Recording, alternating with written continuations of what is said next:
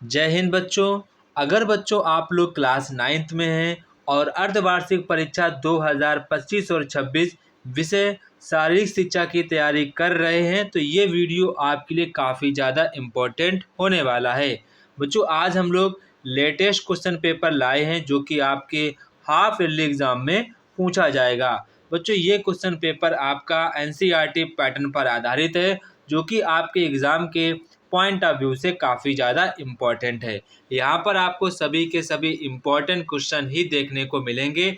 अगर बच्चों आप लोगों ने इस क्वेश्चन पेपर की अच्छे प्रकार से प्रैक्टिस कर ली तो बच्चों मैं दावे के साथ कह सकता हूँ कि आप सभी लोगों के एग्ज़ाम में पूरे मार्क्स 100% आएंगे, क्योंकि इसमें मैंने सभी के सभी इम्पॉर्टेंट क्वेश्चन ही रखे हैं। तो बच्चों यहाँ पर जो आपका पहला क्वेश्चन है, कह रहे भारतीय संविधान में कितने मूल कर्तव्यों का वर्णन किया गया था। तो यहाँ पर आपका सही जवाब हो जाएगा 10। कितना हो जाएगा?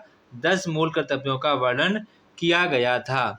इसके बाद क्वेश्चन नंबर आपका जो 2 है, मानवाधिकार जो आपका मानव का अधिकार दिवस है कब बनाया जाता है। तो वो आपका बनाया जाता है 10 दिसंबर को बनाया जाता है। स्वतंत्र भारत में सर्वप्रथम किस वर्ष आयकर लगा था। तो वो आपका सही जवाब हो जाएगा 1950 में। कब लगा था? 1950 में, क्योंकि आपका 1947 में आपका पहला आयकर विभाग आया था जिसको हम लोग बोलते हैं बजट भी आया था। इसके बाद आपका यहाँ पर आयकर लगाया गया था। ठीक है। इसके बाद जो आपका क्वेश्चन नंबर नेक्स्ट है, पीठ दर्द में किए जाने वाले आसन कौन से हैं। तो जब आपका पीठ में दर्द होता है तो आपको कौन से यहाँ पर योगा करने चाहिए। तो यहाँ पर सारे योगाओं को आपको करना चाहिए, इनमें से सभी। अंतर्राष्ट्रीय शोध एवं प्रशिक्षण संस्थान कब स्थापना हुई थी। तो इसका आपका सही जवाब होगा 1975 में। कब? 1975 में। मूल भावनाओं में कौन शामिल है। आपका सही जवाब यहाँ पर होगा इनमें से कोई नहीं। ठीक है। इनमें से यहाँ पर मूल भावनाओं में कौन शामिल है। यहाँ पर आपके सभी जवाब हो जाएगा इनमें से सभी। क्या हो जाएगा? इनमें से सभी।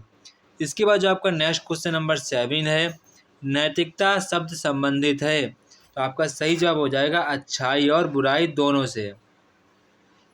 निम्न में से कौन यम में शामिल है। तो कौन सा शब्द है जो यम में शामिल है। तो इसका आपका सही जवाब हो जाएगा इनमें से सभी। क्या हो जाएगा? इनमें से सभी। इसके बाद जो आपका क्वेश्चन नंबर 9 है, धनात्मक आसनों में कौन सा शामिल नहीं है। तो आपका हो जाएगा मकरासन। कौन सा हो जाएगा? मकरासन। क्वेश्चन नंबर आपका 10 है, ईसाई धर्म का प्रमुख ग्रंथ क्या है। तो ईसाई धर्म का जो प्रमुख ग्रंथ है वो आपका हो जाएगा बाइबल। उत्तर प्रदेश में वुमेन पावर लाइन नंबर है। तो उसका आपका सही जवाब होगा 10 नंबर। क्या हो जाएगा? 10-90। किस आयु में किशोरों में रोम उगने लगते हैं। तो सही जवाब आपका होगा 11 से 14 वर्ष की उम्र में बालकों के शरीर पर रोम उगने लगते हैं। इसके बाद आपका जो क्वेश्चन नंबर नेक्स्ट है, नैतिक शिक्षा का ज्ञान कराने वाला शास्त्र है। तो सही जवाब यहाँ पर आपका हो जाएगा नीति शास्त्र। क्या हो जाएगा? नीति शास्त्र। बौद्ध धर्म है। तो बौद्ध धर्म आपका अनीश्वरवादी। कैसा है? अनीश्वरवादी है। महावीर स्वामी का जन्म हुआ था। तो महावीर स्वामी का जन्म हुआ था कुंडग्राम में। कहाँ पर हुआ था? कुंडग्राम में। राष्ट्रीय मानवाधिकार आयोग के अध्यक्ष का कार्यकाल कितना होता है। तो आपका सही जवाब होगा 5 वर्ष। निम्न में से कौन शारीरिक आसन में शामिल नहीं है। तो आपका हो जाएगा श्वासन। क्या हो जाएगा? श्वासन। आयकर निम्न में से किसके द्वारा लगाया जाता है। तो आयकर निम्न में से किसके द्वारा लगाया जाता है, मतलब कि जो आपका टैक्स है वो किसके द्वारा लगाया जाता है, मतलब कि आपका स्टेट गवर्नमेंट के थ्रू या फिर आपकी सेंट्रल गवर्नमेंट के थ्रू। तो आपका सही जवाब हो जाएगा केंद्र सरकार के द्वारा लगाया जाता है। विश्व शांति की स्थापना में योगदान करना किसके प्रति कर्तव्य है। सही जवाब आपका हो जाएगा यहाँ पर मानवता। क्या हो जाएगा? मानवता। इसके बाद सेम से वही क्वेश्चन रिपीट, इसका भी आंसर आपका हो जाएगा मानवता। इसके बाद जो यहाँ पर आपका खंड बा आता है, जो कि यहाँ पर आपका अति लघुत्तरीय प्रश्न आते हैं। तो बच्चों यहाँ पर आपका प्रत्येक क्वेश्चन आपका 1 नंबर का रहेगा। तो यहाँ पर आपसे कह रहे हैं कि समाज के प्रति अपना क्या कर्तव्य है, अपनी क्या ड्यूटी है, उनको यहाँ पर आपको बताना है।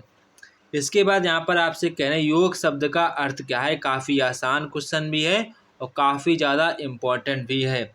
राष्ट्रीय मानवाधिकार के आपको 2 कार्य बताने हैं कि उसके क्या क्या फंक्शंस होते हैं, वो कौन कौन से कार्य करते हैं। केवल आपको 2 कार्यों का उल्लेख करना है। आयकर किसे कहते हैं, यहाँ पर आपको बताना है कि जो टैक्सेस होते हैं वो किसे कहते हैं।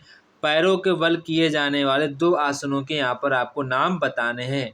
नैतिक शिक्षा के 2 महत्व बताइए। यहाँ पर आपको बताना है कि जो नैतिक शिक्षा उसको हम लोग क्यों पढ़ते हैं, क्या उसके पीछे रीजन है, वो यहाँ पर आपको बताना है।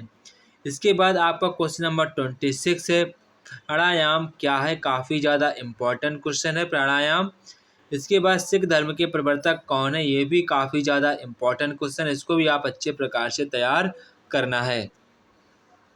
इसके बाद जो यहाँ पर आपका खंडसा आता है लघुत्तरीय प्रश्न, जो कि यहाँ पर आपसे कह रहा है कि प्रत्येक क्वेश्चन आपका 2 नंबर का रहेगा। योग के 4 मानसिक प्रभाव बताइए। हिंदू धर्म के 2 प्रमुख सिद्धांत बताइए। ये बच्चों इस समय काफ़ी ज़्यादा इम्पोर्टेंट क्वेश्चन, इसको आप अच्छे प्रकार से तैयार करना है। आसन से आप क्या समझते हैं, ये भी काफ़ी ज़्यादा इम्पोर्टेंट क्वेश्चन, इसको आप अच्छे प्रकार से तैयार कर लेना है। नैतिक शिक्षा का क्या महत्व है, ये भी काफ़ी ज़्यादा इम्पोर्टेंट क्वेश्चन, इसको आप अच्छे प्रकार से प्रिपेयर कर लेना है। इसके बाद यहाँ पर आपका दीर्घ उत्तरीय प्रश्न आते हैं। तो आपका प्रत्येक क्वेश्चन आपका 5 नंबर का रहेगा। यहाँ पर आपसे क्वेश्चन कह रहे हैं कि आसन का अर्थ क्या है, वो आपको स्पष्ट करना है। इसके आपको उद्देश्य भी बताने हैं। अथवा में यहाँ पर आपसे कह रहे हैं कि किशोरावस्था किसे कहते हैं, इसकी प्रमुख विशेषताएं आपको यहाँ पर बतानी है। इसके बाद नैतिक शिक्षा क्या है, इसके उद्देश्यों का आपको यहाँ पर वर्णन करना है। काफ़ी ज़्यादा ये भी इम्पोर्टेंट क्वेश्चन हो जाता है। इसके बाद यहाँ पर आपको अथवा में दिया गया है जैन धर्म की शिक्षाओं का यहाँ पर आपको वर्णन करना है।